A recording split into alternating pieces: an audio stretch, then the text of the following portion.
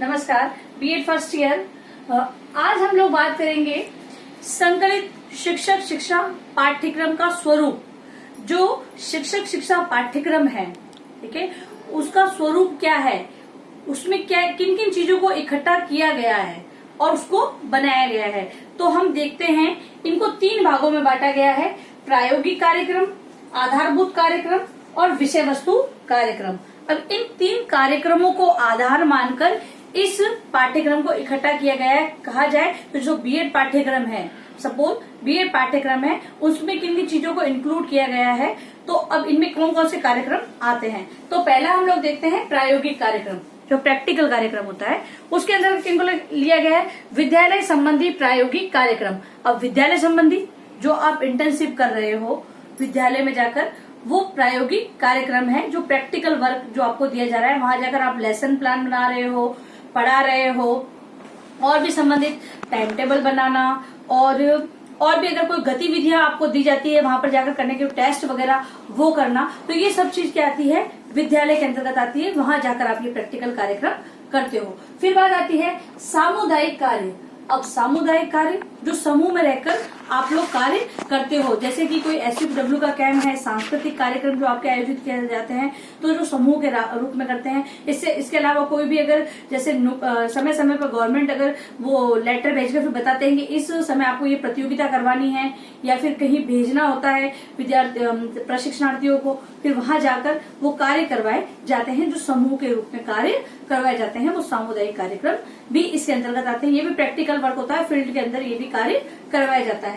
फिर बात आती है शिक्षण अभ्यास। अब शिक्षण अभ्यास अगर उदाहरण ले तो माइक्रो टीचिंग का लेते हैं हम लोग, कि जो हम आप लोगों को महाविद्यालय के अंतर्गत जो हम लोग लेसन प्लान आपको सिखाते हैं, जिनमें आपको सारे स्किल्स के बारे में, सारे कौशलों के बारे में हम बताते हैं और आप उनको बनाकर और फिर प्रस्तुत करते हैं। तो ये शिक्षण अभ्यास के अंतर्गत आता है। ये शिक्षण अभ्यास है वो महाविद्यालय के अंतर्गत ही करवाया जाता है, लेकिन ये भी प्रैक्टिकल वर्क ही होता है, क्योंकि यहाँ भी आपको एक छोटी सी कक्षा में जो आपके विद्यार्थी शिक्षक हैं उनके समक्ष आपको एक लेसन देना होता है, पढ़ाना होता है, पूरा प्रैक्टिकल वर्क होता है ये भी।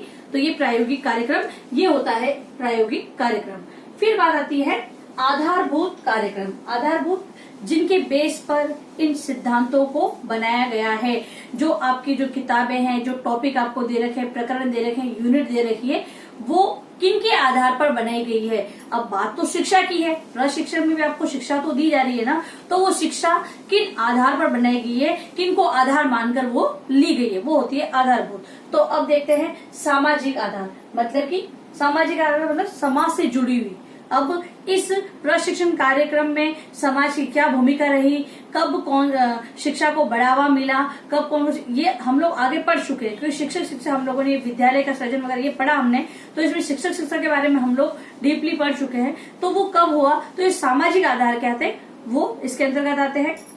ये सैद्धांतिक पक्ष है, ध्यान रखें। फिर है मनोवैज्ञानिक आधार। मनोवैज्ञानिक आधार यानी साइको जो हम पढ़ते हैं, उसमें मनोविज्ञान के बारे में बता रखा है कि बालक की मानसिक स्थिति को ध्यान में रखकर ही आपको शिक्षण करवाना है। तो वो भी आपके सिद्धांतों के अंदर आपको पढ़ाया जा रहा है। तो वो सिद्धांत कहाँ से लिए गए हैं और किन किन ने वहां पर कौन कौन से मनोवैज्ञानिक रहे हैं जिन्होंने ये सिद्धांत प्रस्तुत किए हैं, कौन कौन से एक्सपेरिमेंट किए गए हैं, तो वो सारी चीजें मनोवैज्ञानिक आधार के अंतर्गत आती है। तो मनोवैज्ञानिक आधार। फिर है दार्शनिक आधार। दार्शनिक आधार इसमें पुराने समय में यानी जैन धर्म, बौद्ध धर्म, ठीक है, सबका शिक्षा स्वरूप क्या था, वहां पर शिक्षा में क्या स्वरूप था, शिक्षा कैसे दी गई, फिर अध्यापक शिक्षा की बात आती है, तो उनको आधार मानकर यहाँ पर भी इन चीजों को इंक्लूड किया जाता है। धर्म से संबंधित शिक्षा हो गई, तो ये दर्शन के अंतर्गत जो भी शिक्षा आती है उसको आधार मानकर इस कार्यक्रम में भी उसको इंक्लूड किया गया है। दर्शन शास्त्रों को भी इसमें ज्ञान एवं पाठ्यक्रम है, तो उसके अंदर ज्ञान के अंदर भी दर्शन के सिद्धांत वगैरह है उनको इंक्लूड किया गया है। तो ये दूसरा आधार था। अब तीसरा है विषय वस्तु कार्यक्रम। अब विषय वस्तु कार्यक्रम जो आप लोग पढ़ाते हो उससे संबंधित कार्यक्रम। अब जो आप लोग लेसन प्लान वगैरह बना रहे हैं तो वो उनको यहाँ पर भी आपको कक्ष में भी सिखाया जाता है कि आपको किस प्रकार लेसन प्लान बनाना है, किस प्रकार प्रस्तुतिकरण देना है। तो इस प्रकार ये देखिए शिक्षण उद्देश्य। जो आप शिक्षण कार्य करवाओगे, पहले उनके उद्देश्यों को क्या करना पड़ता है, उद्देश्यों का निर्धारण करना पड़ता है कि जो हम ये प्रकरण पढ़ाने जा रहे हैं उसके क्या उद्देश्य है, उसको लिखना पड़ता है। सामान्य और विशिष्ट उद्देश्यों के रूप में हम लोग इनको लिखते हैं। फिर बात आती है शिक्षण विधि।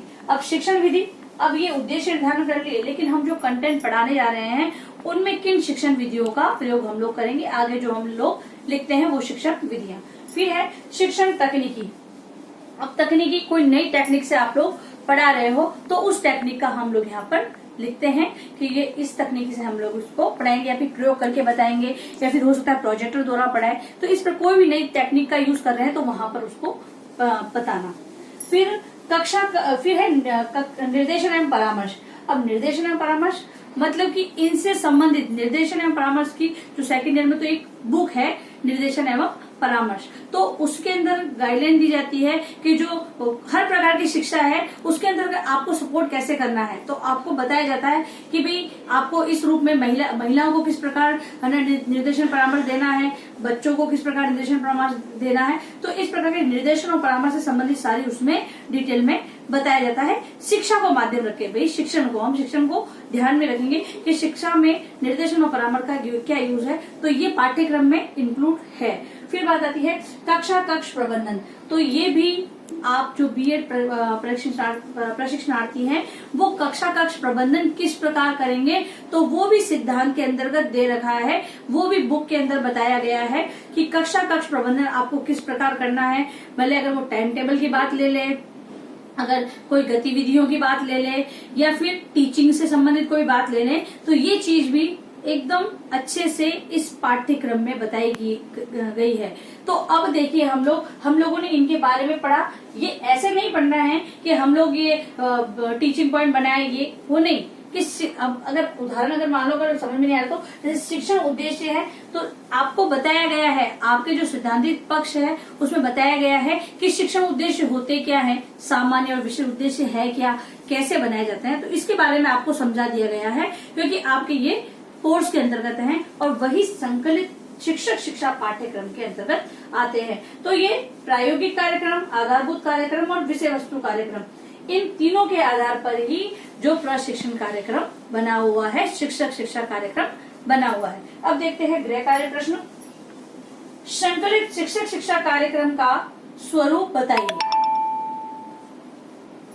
अन्य आप लोगों से निवेदन है कि आप लोग जब भी घर से बाहर जाए तो मास्क का प्रयोग करें या अपने फेस को सही तरीके से कवर करके जाए। यदि आप बाहर जाते हैं तो आपस में कम से कम 6 फीट की दूरी बनाए रखें, और कोई पास में खड़ा है तो उसको भी आप बताएं कि आपको 6 फीट की दूरी बनाए रखनी है। ये चीजें आपको सावधानी आपको खुद बरतनी है और दूसरों को भी बताना है। यदि आप सार्वजनिक स्थलों पर जा रहे हैं तो आप वहां पर या फिर घर पर आकर अपने हाथों को साबुन से अच्छी तरह धोएं या हाथों को सैनिटाइज करें। सुरक्षित रहें और सभी का ध्यान रखें। धन्यवाद।